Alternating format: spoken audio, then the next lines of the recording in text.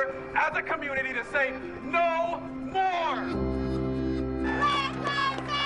That we're here with solidarity, that we're here, we're peaceful, but we are aggressive. We are aggressive.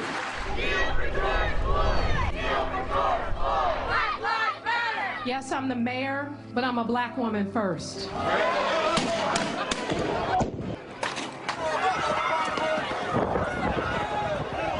This anger has been building up for the past 50 years. We're just mad that there's no hope. We want hope. This moment could be a transformative moment for America. It could be a time where we really fundamentally change some things.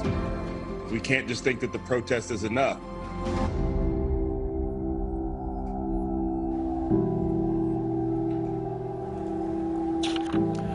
I want to start by saying thank you for being a part of this discussion. Race in America, the conversation. You know, I'm sure watching those images, really a hard dose of reality for many of us, probably disbelief for some, and many of you wondering what's going to happen next. Take a look at this, that image there. George Floyd on the ground, a knee to his neck from an officer. You know, many people are wondering how we got to this climate right now. It really is part of a conversation that many people have been yearning to have. It is a conversation that many people have been trying to avoid.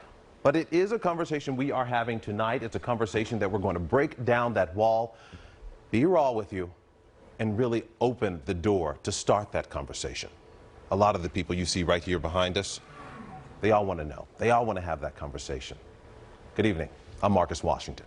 And I'm Jessica Aguirre. Over the next hour, we're going to open the door to that sometimes very difficult conversation surrounding race and injustice, not just at the hands of police, but also laws that have led to many inequities. We're going to be talking about race relations. It is complex, it is uncomfortable, and it is emotional, but we're going to do it tonight. And we're going to do it with vulnerability and with respect.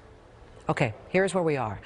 With a moment so powerful, it has spanned across all 50 states of this country, from New York to Washington, D.C., to Chicago and Los Angeles. Millions of protesters hit the streets to have their voices heard. And it's not just in America. We've seen demonstrations in London, Paris, Amsterdam, and South Africa. George Floyd's death has both galvanized us and highlighted our deepest divisions. Let's take you outside right now. Protests continue right now. Live look from Mountain View. This was organized by Los Altos and Mountain View students. So a lot of people are probably asking, how did we get here? How did we get to this point where thousands of people right here in the Bay Area and millions across the world marching as one?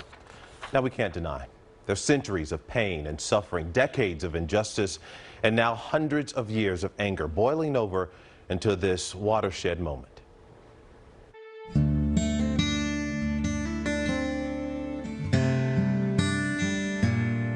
They call this nation the Great Melting Pot. But history has shown that for those fighting for equal rights, the melting pot has long been boiling over. The road to the outcry over the killing of George Floyd is paved with the blood of many others. Can we all get along? In 1992, it was sparked by the acquittal of 4 Los Angeles police officers accused of using excessive force to arrest Rodney King. 2009, it was the fatal shooting of Oscar Grant in Oakland by a BART police officer. 2015, the anger sparked when a white South Carolina police officer fatally shot Walter Scott in the back. This is after stopping him for a broken brake light. I don't understand. And in the months leading up to George Floyd's death, there was 25-year-old Ahmaud Arbery, a black man chased and fatally shot while jogging by 2 white men in Georgia. He just didn't deserve to go out like that. Did somebody kick in the door inside my girlfriend? Breonna Taylor, a 26-year-old EMT in Louisville, Kentucky, killed in a hail of bullets as police mistakenly raided her home. I'm going to tell them there's an African-American man threatening my life.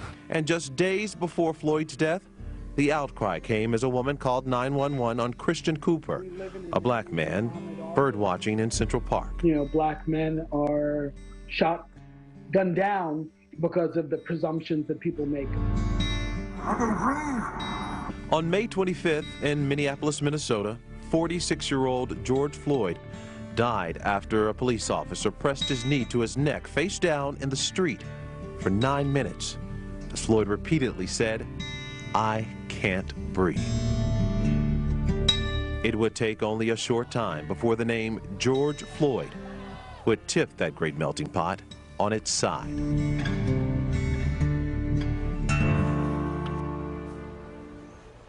You know, very heavy is kind of how I look at that. Because, you know, when you think about it, when we see those images, we hear those names, many of those names now, my friends and I, we actually talk about it, Jessica. We talk about, we feel like we know them. Tamir Rice, Freddie Gray, Botham Jean.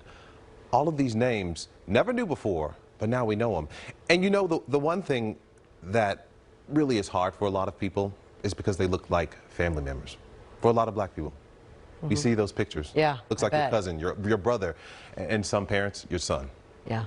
And that's why it's so hard for a lot of people to see this and not talk about it, because that's why it's so heavy. But I want us to talk about it. I want us to open that conversation, open that door, because it is heavy, but if we talk about it, we really can move past it. So we saw there Rodney King. I remember seeing that video for the first time in a newsroom in 1991, and then seeing the riots in South Central in 1992. And as that unfolded, I thought to myself, I will never see anything like this again in my lifetime, You right? think that? I thought this could never happen again because of the outrage. And yet it's happened so many other times. So I ask you this, as a black man, do you feel despair now? Do you feel fear? Do you feel sadness? Because we talked about this earlier. Right. There's just this sadness that's in the world right now because of what we've seen. Well, you know what? There are many emotions. You know, there are days where you feel sad. It feels so heavy that you don't know if you can go on. There are days where you see the light when you see officers arrested, like in Floyd's case, where you see, okay, accountability is being had in this situation. And I think that is the part of hope. And you know what a big hope is?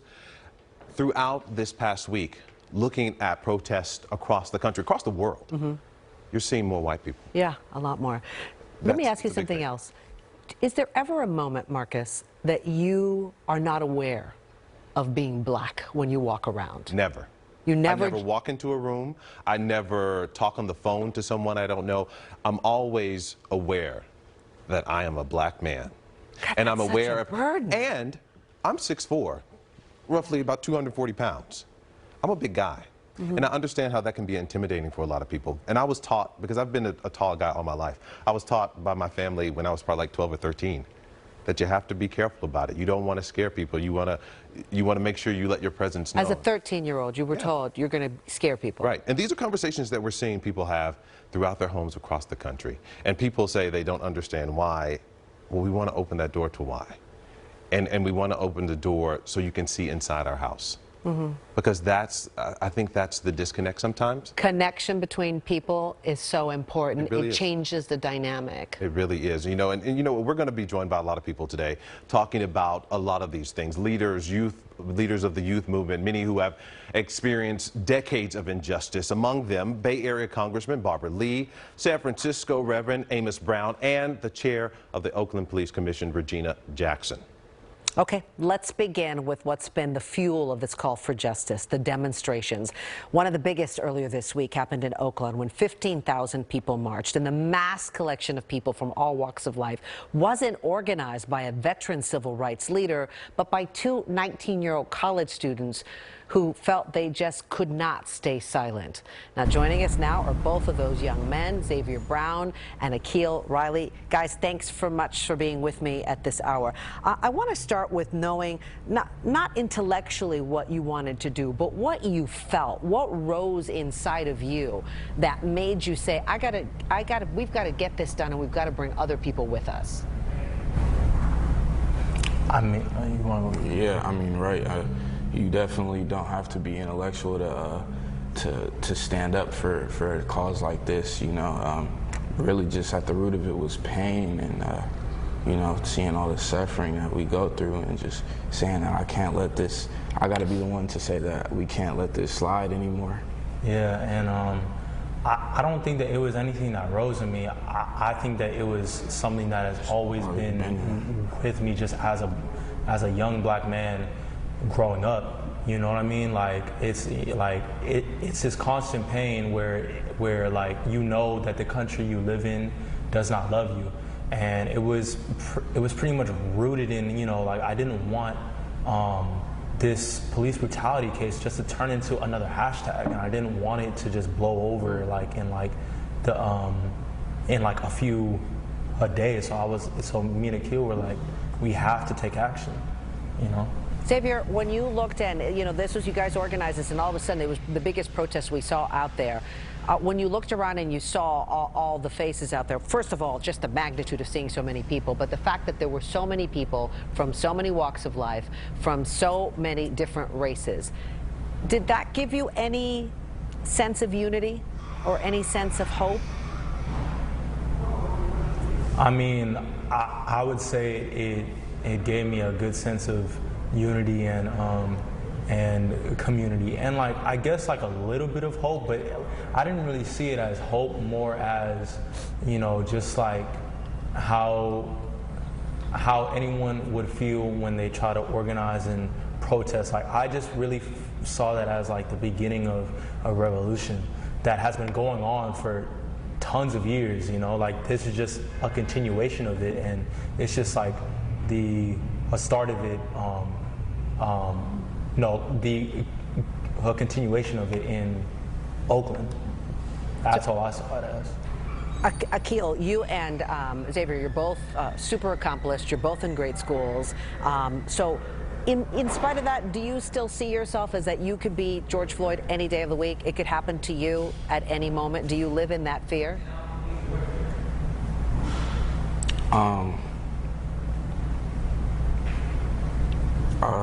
Yes, I don't know if I live in fear, but I know that it can happen. Xavier? Do you feel the same? Yeah, no, it's, like, I try to not live in constant fear, but I know that any time that I step out of the house, you know, and if a police officer, you know, just so happens to pull me over, he has the power in his hands to end my life, and I know that the odds for me, just because of the color of my skin, are very low as a result, you know. So Martin Luther King said a riot is the language of the unheard. Your parents, your grandparents lived those historic moments. Do you see yourself now as kind of the new civil rights leaders, given what you've been able to do in just such a short time of amassing so many people and getting people to hear your message? Yeah, right. I mean, I think we all should strive to be leaders and have a say in our own future, our own destiny, you know. But you know, it's a continuation, like Xavier said. We're just trying to continue the struggle, and we all should play a part in that. Right. You know? Yeah, no, like, just adding on to that, I think that all this shows is that anyone can be a leader, like, as long as you know what you believe in, and as long as you strive for, you know, a better future for not only yourself, but for the people around you. Like, even if you're not black, you know, if you truly want to strive for justice for, you know, people around you, then you should. But, yeah, that's well, we thank you both for being with us and speaking so candidly to us. Thanks a lot. Yeah. Well, you know what? There's so many stories to be told in each of those peaceful marches. Every black man and woman probably will tell you that the problem isn't just the death of many of those people, it's the injustice that follows. Now, one of those passionate voices, KMEL DJ Big Von, he has been on the air for more than 20 years here in the Bay Area. Big Von, thanks so much for joining us. Man, thank you for having me, man. I love the conversation that y'all giving the people. I think a lot of these things need to be heard by a lot of those that seem to be not aware of what's going on in the world. Maybe they don't go outside enough, but I'm glad y'all talking about it, and I'm glad I could be here. Yeah, well, I want to start out with that question. I know a lot of people are talking about George Floyd, the center of what we're seeing right now. When you saw that video, when you heard about what happened, what went through your mind?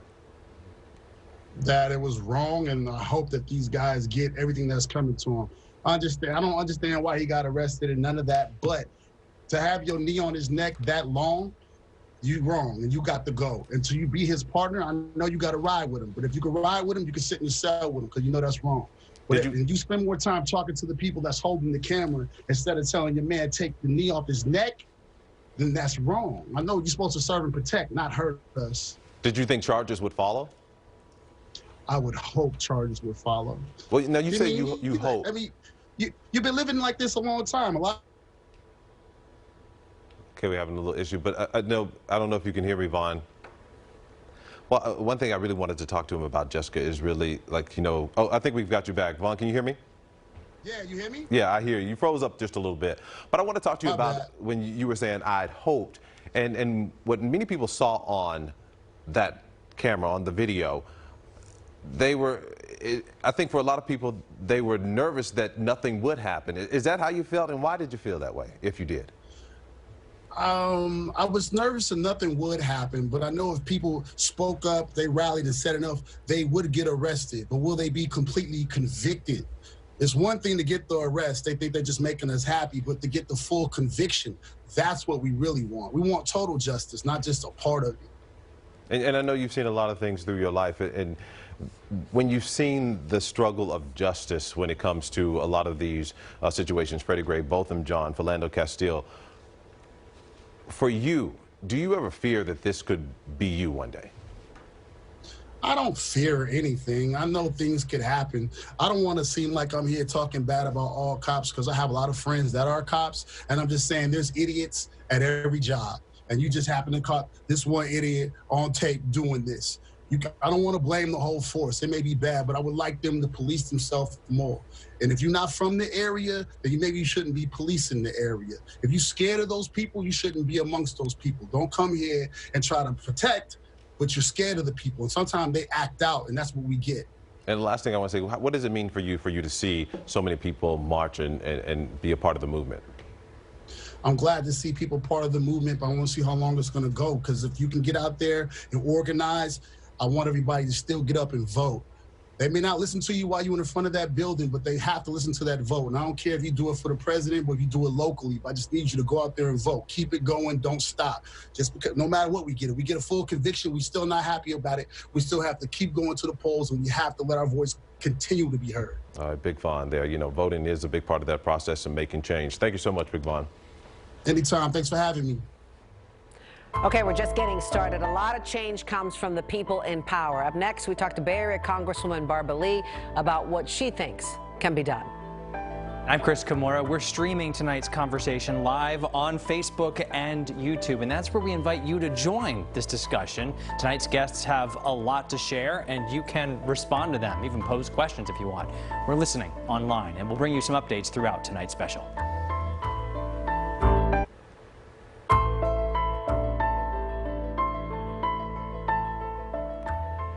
Welcome back. Truth, Racial Healing and Transformation, TRHT, is the new legislation that would form a group of experts to confront slavery and racism in the U.S. and propose ways to move forward. Congresswoman Barbara Lee from Oakland is leading that effort. Thank you so much for being with us. Before we get to that legislation, let's begin with the pain being felt in America right now. You've been so active in the civil rights movement. You were there in the 60s. Does this feel any different to you now? Thank you for giving me a chance to be with you. This feels different, but the issues are very similar. And the feeling I have, I'm angry. I'm very sad over the horrific murder of Mr. Floyd and all of the other Black men and women who've been killed throughout my lifetime at the hands of police. And I have this glimmer of hope, though. And this glimmer of hope is very important to have for all of us, I think, because we see our young people out hitting the streets, protesting, really saying enough is enough. And not only do they get it as it relates to police brutality, but they also are fighting for systemic change because they understand that this is all rooted in systemic racism. And I haven't seen this broad-based coalition of young people saying enough is enough, and we're going to sustain this, and we're going to make sure that we address this at a very structural level. And so that's really very different. This is not about reforms. This is not about going back to what was normal. This is about creating a new order in this country and transforming this country at its very basic core. Yeah, because we had really taken a step back in the last couple of years in race relations. It seemed like America was more pessimistic about that relationship. Let's talk about TRHT, Truth, Racial Healing, and Transformation. How would that work, and what concrete changes do you foresee that you can bring out of that? Well, let me give you the context first. It's very important to recognize that, over 40 countries around the world, after such horrific human rights violations, such as genocide in Rwanda, have established truth and reconciliation commissions. South Africa, Germany, other countries have done this. America has never had a truth-telling commission or a truth-telling moment where we connect the horrors of slavery, of Africans, of genocide of the Native Americans, of all of the human rights violations that have led to where we are today in terms of systemic racism. So this country doesn't, and many people we weren't taught this in our schools, that there's a direct correlation between the chains of slavery, and some have been broken, yes, because of the civil rights movement and the freedom fighters and dismantling many of the Jim Crow laws. But many of those chains are still with us, and they're manifested in systemic racism, such as the disproportionate rates of Black and brown people dying from COVID-19, such as over 50% of African Americans in low-wage, barely minimum wage jobs, such as the wealth gap, such as the discrimination housing. And so people don't make this connection. So countries have done this around the world. So it's truth-telling time. And this is about bringing awareness and education to the public so that we can move forward and understand what racism is and then move into transformation. Some commissions around the world have been reconciliation, but we decided, and I've worked on this for over 3 years with activists and academics and others, and we decided there's nothing to reconcile in America when you look at the conditions that Black and brown people live in, and look at what's happening with our Native Americans. And so we want transformation. And so what this would do, the commission would be to make recommendations, not for tinkering around the edges in terms of policies, but really how you dismantle those institutions that have given rise to systemic racism, such as mass incarceration. How do we reform the prison system? Give us some concrete reasons and how. And by that time, we hope the country's ready politically to move to support policies at the national level, at least, and at the local level, because many people in local communities are doing this work now. And so we hope that the transformation will be based on the historical context. Because if you don't know the history, if this country has never told the truth about its history, how do you heal and how do you move forward? Right. Injustice anywhere is a threat to justice everywhere. Thank you so much for being with us. We really appreciate it, Congresswoman Lee. My pleasure. Thank you. Powerful words there. You know what? Demanding change. You know, we're seeing this throughout the country right now. This is a live look in Seattle. And that's what protesters around the country and right here in the Bay Area are demanding: change. It's exactly what they told us when we asked them why they decided to march in solidarity. What's going on right now is just isn't right. And there needs to be a big systematic change so that, you know, this could finally end, because it keeps happening over and over again.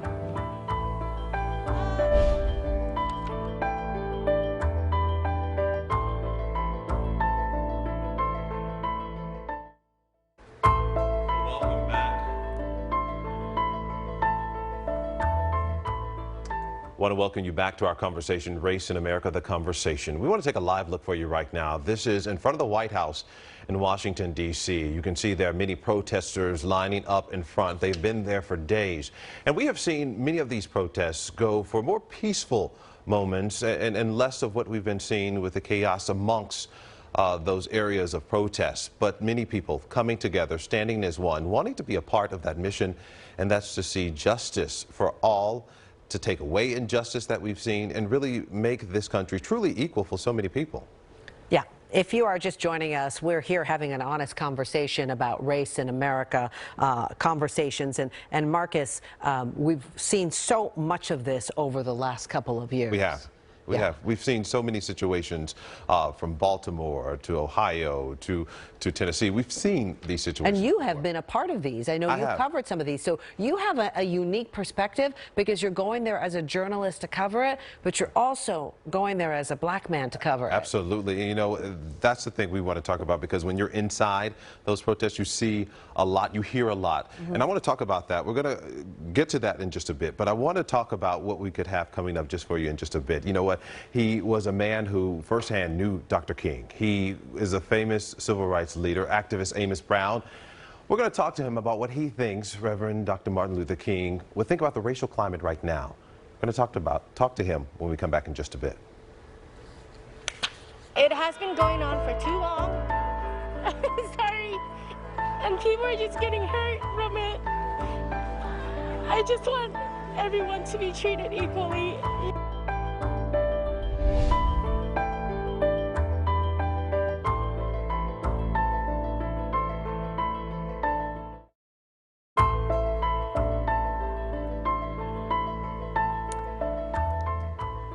If you're just joining us, we're in our second half of our hour special, Race in America, the Conversation. We've been talking about the racial divide in this country, the difficulties we're having right now. And this is actually not something new. We've been seeing this now since the 60s when Martin Luther King was marching. You have been part of some of these marches, both as a reporter and there as a man, feeling that. What is that like to cover that when you very well really understand what the people are talking about and the pain they feel? You cover it with a different perspective. And I remember 2015, Baltimore, Freddie Gray, and the day of his funeral. After his funeral, that is when unrest sparked throughout the city of Baltimore, particularly in West Baltimore. And that's where you saw so many people angry, upset. Because it wasn't just about Freddie Gray, it was about the uncles, their friends, themselves. They were all a part of that. They have experienced it to some degree of that injustice. And so many times. Yes. So it was a generational thing. And so when you talk to them, I looked at it at a different perspective because I am a black man. And I know it's not just one person died, I'm upset, let's go tear up the city. And it's not a one-off either. Yeah, it's not. So I had to approach it, these are humans who are hurting. And we have to look at it like that. When people are hurting, you heard that saying, hurt people hurt people? And we have to think about pain. Pain is not one-dimensional. And you have to look at, there are layers to it. Right. Some people cry, some people yell, and some people act out, but we have to understand what that pain is. And anger, if you really look at what anger is really fear, you know, and sadness that manifest in a different way. And fear that it won't end. Yeah. Fear that you won't see a light at the end of the tunnel. And that can be a scary situation for a lot of people. But, you know, it was handling that situation with care, but telling the story, being honest. The pictures spoke for themselves. I didn't have to really talk about that, but I wanted to talk about the root of why we were there. You can give that perspective. It's kind of what this conversation is now, why we were there, why we are here at this moment. And I know for you as well, you've dealt with it with the Rodney King riots in LA. That's something that, you know, a lot of us watched. Riots in Miami. Yeah. It was a tough time. Yeah. It's been a difficult time. And, you know, obviously I'll never be able to walk in your shoes because of the color of my skin, but being Hispanic, you know, there have been those moments where I've had racial slurs said to me, and you bring that to a story that you cover because you understand it better. But you know what it is? It's having the conversation. It's being able to just ask and say, you know, Jessica, I really don't understand this, but can I ask you this question? And if you're coming out of true concern, a place of vulnerability too, when you really want to hear. I don't know anyone that wouldn't say, what? Yeah, let's talk about it. Let's clear it up. Let's provide some understanding. And I think that's what I want that's what we really want this conversation about. And I know a lot of times they say if you don't know your past, you don't know your future. You've got to look back at the past to really find out where you are right now. It's the best indicator. Absolutely. Amos Brown, he first met Dr. Martin Luther King Jr. in 1956 at the NAACP convention in San Francisco. So he learned under Dr. King, fighting for equality. More than 60 years later, Reverend Brown continues his fight with the original sin, racism. Reverend Amos Brown joins us now live from Third Baptist Church in San Francisco. Mr. Brown, thank you so much for joining us. It's my pleasure to share with you and your audience. Yeah, and I have to start off with you with a question that I've heard from a lot of people this week. How are you doing? I'm doing well. It is. I want to talk. In spite of. In spite of, and that's what I want to talk about. Talk to me about what you've been seeing throughout our community, throughout the world right now. So many people walking for one cause, and that's together, solidarity, and justice. I'm very pleased to see many people of all walks of life coming together. However, I'm troubled that we are late in the game of dealing with the evils of race and injustice in this country. 117 years ago, Dr. W.B. Du Bois said that the problem of the 20th century would be the color line. 76 years ago, a Swedish sociologist, Gunnar Myrdal, said that America was living a dilemma. And Dr. King put it in these terms: America is sick, and if she does not get well, this nation will be destroyed. And speaking of Dr. King, I know you had a close relationship with Dr. King. What do you think he would say with the demonstrations that we're seeing throughout the world right now? Don't just protest. Become engaged and practice the principles of becoming enlightened on the issue of race and injustice. Become engaged consistently. Encourage the African American community. And I know a lot of people talk about... And not talk about the problem. Not talk about the problem, but do something about the problem. And I know that you have been fighting for years for equality. What would you tell the younger generation? Because the movements, from the civil rights movements to now, it's really a young person's fight. We saw that then, we're seeing it now. What do you say to those young people who are on the front lines wanting to make a difference? What would you tell them that you wish someone would have told you then? Well, back in the 60s, we were young people engaged.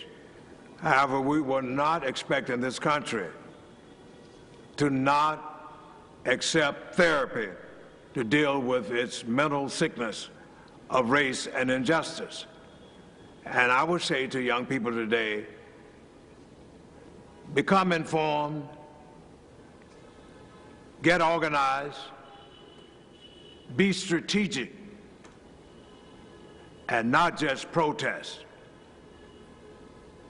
And I would say also to San Francisco that it is time that we stop being celebrated with being a progressive liberal city. For if we are truly a liberal city, we would deal with the glaring disparities that are prevalent in the black community. And we have to deal with them head on. The median income for blacks, head on. Head on. The median income for blacks in this town is $29,000 a year. And we know but for whites, it's $101,000.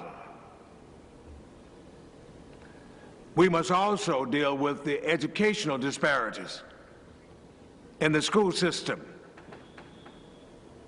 We must work to provide health services. And that work comes together. Mental and physical health. Absolutely. That work comes together, standing together. And Reverend Brown, I want to thank you so much for giving your perspective, because you know what? We need to hear from our leaders. We need to hear those words of hope, and I thank you so much for giving those today. Thank you. And please, pretty please, let's do something more than protest, but be productive in getting rid of this sickness of race in this nation and San Francisco. And when we do that, we will fulfill Dr. King's challenge that we must learn to live together as brothers and sisters, or else we're going to perish as fools. Well said. Strong words. Yes. Thank you so much, Reverend Brown. So in that vein, what reforms need to be made to rebuild the relationship with police and minorities, and really all of us? We're going to talk to the chair of the Oakland Police Commission coming up next.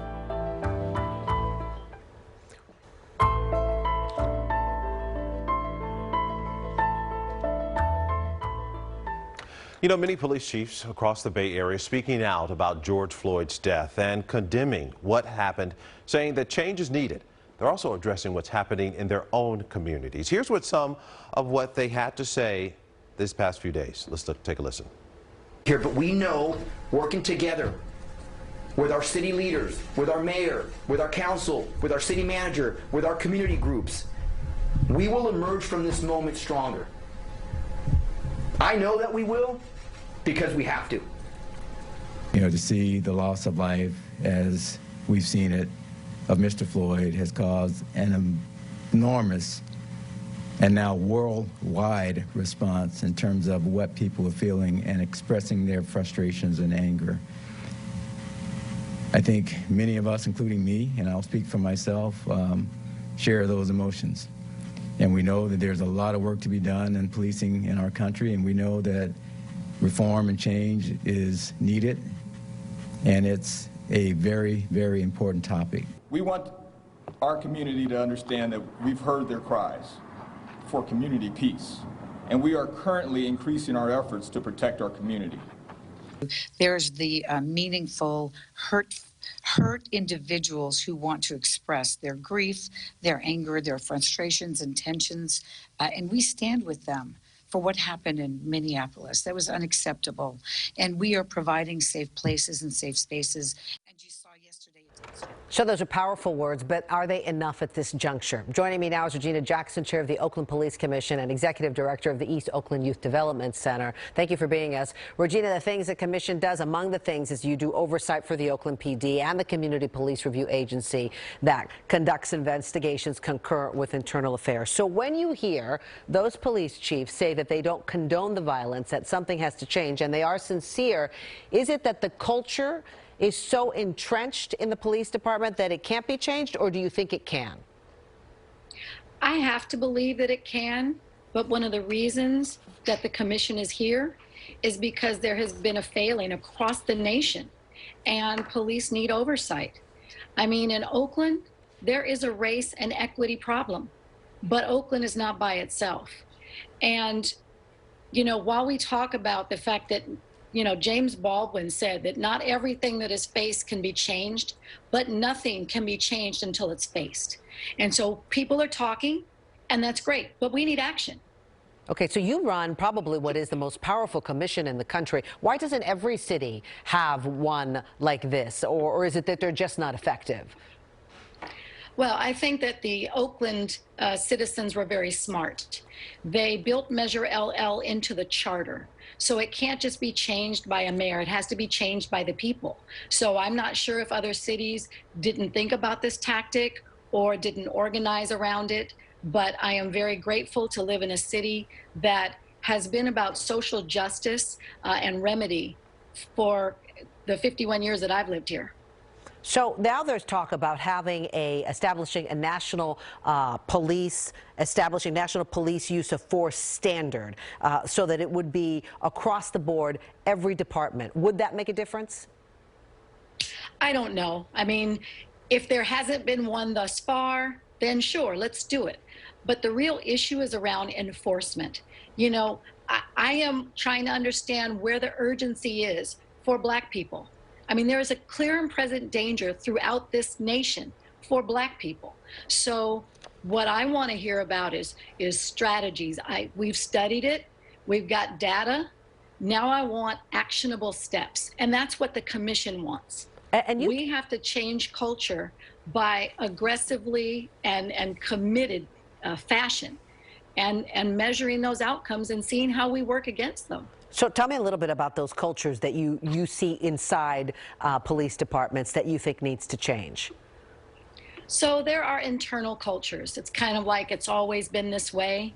You know, change is never swift, but you can't ask permission for change either. Clearly, you know, it's been 11 years since Oscar Grant was killed. He was our George Floyd. And it should have stopped then. It should have stopped before then. But it's internal culture that really needs strong leadership to break it down. You need systematic approaches. You have to change both the informal and the formal practices and hold people accountable. When police brutality, you know, is handled, it needs to hit their pocket. They need to lose their job. They need to be arrested. I mean, there needs to be these stair steps. You know, for this guy to have had 17 citations in Minnesota and still have his job is ridiculous. It's reprehensible. So it can't be the good old boys network anymore. And you say that even within police departments, that black officers that work within those departments, they face discrimination. You said many of them join to try to make a difference and then find that they're sidetracked and also, you know, set aside within the department feeling their own discrimination. Look, we have our own disparities report that proved what we already knew, and that's that 40% of the black officers are treated unfairly when they're disciplined. And, you know, if the officers inside the department are treated inappropriately, how can we possibly think that citizens will be treated better? Right. We have got to fix the problems at home. And again, you know, it is ridiculous to think that you can continue to be oppressive in hiring blacks, in training blacks and putting them in positions. We certainly have seen people in leadership, but it is not the mantra. I mean, right now, what leaders should be doing is looking at their subject matter experts inside the departments and listening to them about how to fix many of these problems. Regina Jackson, we thank you for being with us and we thank you for your insight. Thank you. Well, as we talked about it from the beginning of this show, we wanted to have an open conversation with you. Chris Kimura is actually monitoring what people are saying online. We want you to share those questions that you may have so we can address those things for you right now as we're having that conversation, Chris. Yeah, Marcus, we extended the invitation and you have responded. We have hundreds of people watching us right now live on our Facebook channel. You can also watch us live on YouTube. Here are some of the comments that we're getting. Let's start with John. John said to us that he thinks that we should think as one race, but a lot of people don't think like that. Some others here, Valerico feels that we should collectively ask forgiveness of our black community for turning away. And we have Earl N. Crawford Sr. who says, we want justice and peace. See me as yourself. Equality is justice that will bring peace. That's all we are asking for. And Joan asks a question. If I, a white woman, want to talk about this, how do I start? With an apology for my ancestors' fear and hatred? If you have an answer for Joan or you just want to express yourself, do so right now. We're online, live at Facebook and YouTube. Marcus, back to you. All right, and I love what John said. See me as you see yourself. All right, thanks, Chris. Well, look, we've got much more ahead for you. She's already doing her part right here in our own community. We're talking about a lot of people. They're doing marches. They're protesting in many ways. But she started before the death of George Floyd. We're going to talk to her about what it means and why she decided to start Black Joy Parade. We're going to have that coming up for you next.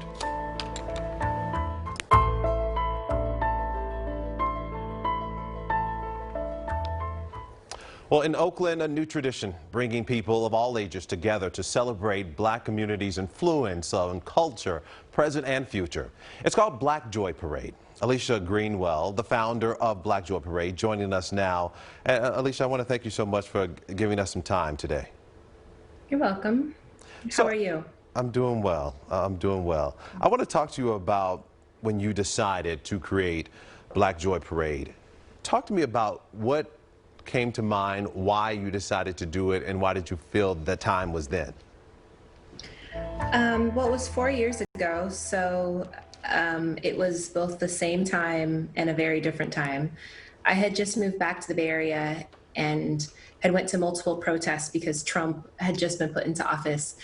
And I realized that those were the largest gatherings of our community. It was when I saw the most Black people together. And I asked, could we get together to celebrate? Because it feels like we weren't celebrating, we weren't recognizing and seeing ourselves enough, and we weren't being recognized and seen by others enough. It felt like if we could gather in positivity, maybe we could be seen enough to start preventing more protests and start preventing more of the harm that was happening to the community. And when we see so many people right now creating protests, starting that movement, but I look at what you're doing. I look at it as a way to uplift, because so many times just in society, you feel the burden, you feel the pressure that society puts on you. And sometimes letting go in that space that you provided really does enrich, encourage, uplift a lot of people. Is that why you wanted to do it? Is that what you've seen since starting it 4 years ago? Yeah, I mean, if you've ever been to Black Joy Parade, it's a place of pure joy. It's a day in which you don't feel like you have to carry all of the burdens. You don't feel like you have to think of all of the pressures and the hardships, because you're surrounded by your people. But it's a safe space, a space created just for you, just to celebrate your community and culture and for you to be seen.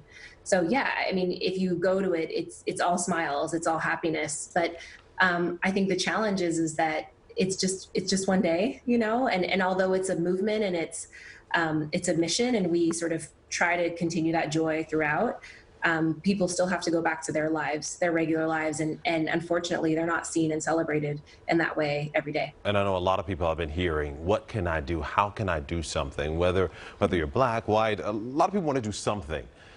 You did something by seeing the need, and you went out and you went for it. Talk to me about, what would you say to those who are just looking to do something big or small? Yeah, I mean, I think Black Joy Parade is a really specific thing in the journey or the system of what it means to be Black. I would encourage people to first learn, to first try to understand what it would be like if you're not Black, to walk in the shoes of a Black person, and how complicated that can be, and how expansive and complex the system is. And if you are Black, your own life. I think that when people take that time to educate themselves and go through that journey, you'll find your way into it. Starting Black Joy Parade is just one part of that, right? Having a space where people can celebrate and be seen is just one element that I felt I could contribute to, that I could offer this to people in order for them to heal and be happy and find their own joy. But I think if other people do the same, if they spend some time just trying to be insightful and trying to really educate themselves, they might find their own way into that. And maybe that is protesting, maybe that's donating, maybe that's working with kids, maybe that's mentoring. There's so many ways to be part of change, but first you have to educate yourself. First you have to invest in it the way you'd invest in anything else you want to be a part of. Absolutely. Alicia Greenwell, she is the founder of Black Joy Parade. Now, thank you for what you've done for the community, and I just encourage you to keep pushing. Thank you. So much raw emotion. What are people feeling right now? Let's check back in with Chris Kimura. What are our viewers telling you, Chris? Well, yeah, Jess, you said raw, and some of it is actually aimed at us. Muhammad blames the media and journalism, which he says have become biased in dividing the masses by portraying negativity and sides unjustly, not telling the truth. Kit Cotton asks, when will this racism stop in this country? Scarlet Petals, what do you say to someone who says they don't believe in white privilege? A couple others here, Gary Smith, who simply says, treat people the way you want to be treated. I think that's the golden rule, right? Ben Duncan says, sadly, racism will never end in this imperfect world, but we can all do our best to unite and counteract such evil. And Lisa Harris says, Black people are not responsible for racism. We have been recipients of it, and we cannot tell you why there is racism. If you want to read more of these comments and watch the live stream, we invite you to. It's on our Facebook page, NBC Bay Area, or on YouTube, which is also youtube.com/NBC Bay Area. Marcus? All right, thanks, Chris. Well, a lot of people have a question. So what do you do if you get pulled over by a cop for no reason? I've gotten that talk. So many Black men have gotten that talk. There's no question. Talking about race can really be difficult, but Jessica, we all know it's a necessary thing. Joining me now from Oakland, Anthony Edwards. He is a father of two, and he has a son, a 12-year-old son, Donovan, who he has had that talk with. And yours was actually caught on camera. So talk to me about that moment when you had to have that talk, when you realized, okay, now is the time. You know, when I first started the talk, you don't want to scare him, but at the same time, you want him to understand how serious this is. So I didn't give him the full talk. It was more little parts of it, what not to do, what to do, comply. And if they actually are arrested, don't sign anything, and ask for your mom, your dad, and just comply. And what you were telling I didn't want to. Go ahead. I was going to say, when we were talking about that, it really isn't, like you said, not to scare your son, but really armor him with what he needs if he should ever be in that situation. Yeah, it's one of those things that sadly you have to have those type of tools where, his other friends might not have to go through that. But being an African American in this environment, he needs to know that, and he needs to be ready for it. So when it does happen, he's not caught off guard. He doesn't do anything wrong. He does something that he's going to regret, because in the end, we just want him to come home safe. We want our son to come back to his mom, his sister. No, I know you're a parent, and a lot of parents right now of all races are having to talk to their kids because we're seeing it everywhere. For you, what is the biggest fear you have for your son? He's just 12 years old now, but what is that biggest fear you have? Not coming home. Not coming home. Because by the grace of God, that could be him being arrested, being thrown to the ground, having that knee on his throat. You never know where it's going to happen. I mean, if you look at the laundry list of Black folks that has happened to, it doesn't discriminate as far as location. It can be in San Francisco, it could be in New York. This was in Minnesota. So that's my biggest fear, is that he comes home alive. I want him home. And how have you and your family dealt with what's going on right now? Because it's everywhere. It not only has the talk that we all have, but it's opened the door for a lot of other conversations that need to be had right now. Well, fortunately or unfortunately, depending on how you look at it, being an African-American family, you have to have that talk, seems like once a month or twice a month when we actually see these victims. So we were always constantly having the talk. So it's not one of those things where this was awkward for us to talk about. When that woman, and her name escapes you right now, in Central Park, got on the phone and said, "This man is attacking me," I immediately brought my daughter, who was 9, and my son in, and had them look at this. So for African-American families, like I said, unfortunately, now you look at it, we always have that talk. It's never ending. Eric Garner is another talk. Trayvon Martin is another talk. And I know we were talking about it, and it really is what I'm holding up right now. I'm holding up my cell phone. And that is the thing that I think that is arming a lot of people right now, because without the cell phone, without that footage, that image in real time, it's somebody's word against another's. And sometimes it doesn't turn out a pretty sight. Yeah, and I think the unique thing that we have in Minnesota is, we were saying before, we have a beginning, a middle, and an end. We have a complete movie. Whereas before, we only had little snippets of what the police did or the person running away. But this was a complete movie. We had everything there. And I think that's what really kind of triggered a lot of folks when they actually see what happened. I think for a long time, some folks sit back and say, well, what did they do? Now we have a video footage of, this man didn't do anything wrong. And so, last question I have for you. Sure. How do you encourage yourself? I think every day with having kids, you challenge yourself to be better and do better, to make the world better for them. I see some changes, but it's not enough. And so for me, I have to make it every day better for my kids. They're young, they're insightful. And everyone always says, everyone's kids are beautiful. Mine are. So I want to make sure that they make a strong impression in this world. So for me, I just challenge myself every morning to be better and to do better. Yeah, don't be afraid of the conversation to have with your family. Because you have to have it, whether you're white, black, whatever color, you have to have that conversation. And that conversation adds understanding too. Absolutely. And sometimes folks feel those conversations are rough, but folks on the other side, they're not going to be upset if you don't know. It's about education. Not everyone has a black friend. You can't go out and just make one on Facebook, but if you just have those conversations, it can happen organically. All right, Anthony Edwards, you know, I thank you for being open and honest with us tonight and really sharing some insight what it is like for you to be a parent right now. And I think what you said really helps a lot of people right now. I really do. I hope so. I hope so. I appreciate it. Thanks, Anthony. All right, thank you. That was really hard to hear. I mean, that was really hard to hear. To have him have that conversation, I mean, if we could all just listen to that, all of us parents, listen to that with our parental heart. Right. Not intellectually, but with our parental heart, there is no way you could turn away from that and not feel pain. That's awful. That is the Awful. conversation that people have to have. And a lot of families are having that conversation now because we're seeing it. Yeah, I know, but to know that But- you have to say that to your But child. that is what you have. That that changes we don't have them. the option, as a Gosh. lot of black people, we don't have that option of just seeing it on TV. It's, Yeah. you know, we are really, especially for black young boys, you have to arm them with the knowledge early because you don't want them to make the mistake. I remember when I was a kid, I would go into the store and I would walk out and my mother said, "Why don't you have a bag?" And I kept going, "What do you mean, why don't I have a bag? I bought, like, what do you mean?" She said, "I don't want people to think you stole something. Wow. I want you to always put that in a bag, always." And I probably was like 8. Right, and carry the receipt. Right. Yeah, yeah. And so, you know, these are the conversations that we have to have with our kids. It's just, there's just no option. And I'm not saying that everyone doesn't have those conversations, you know, but I'm just telling you what happens in our homes.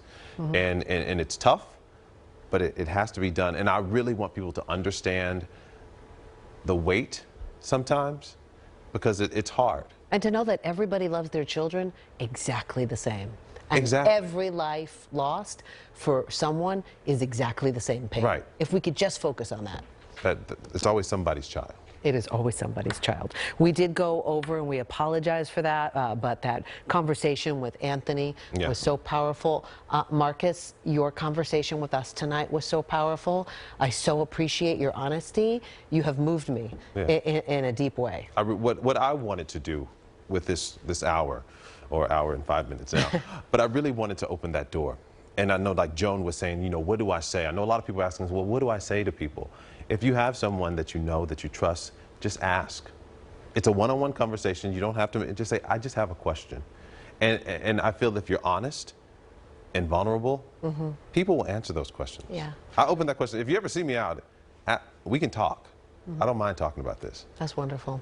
We are going to leave you with one of my favorite quotes. It's the words of Maya Angelou, and she says, "History, despite its wrenching pain, cannot be unlived, but if faced with courage, need not be lived again." Right? Absolutely. We hope so. Powerful words. Thank you for being with us.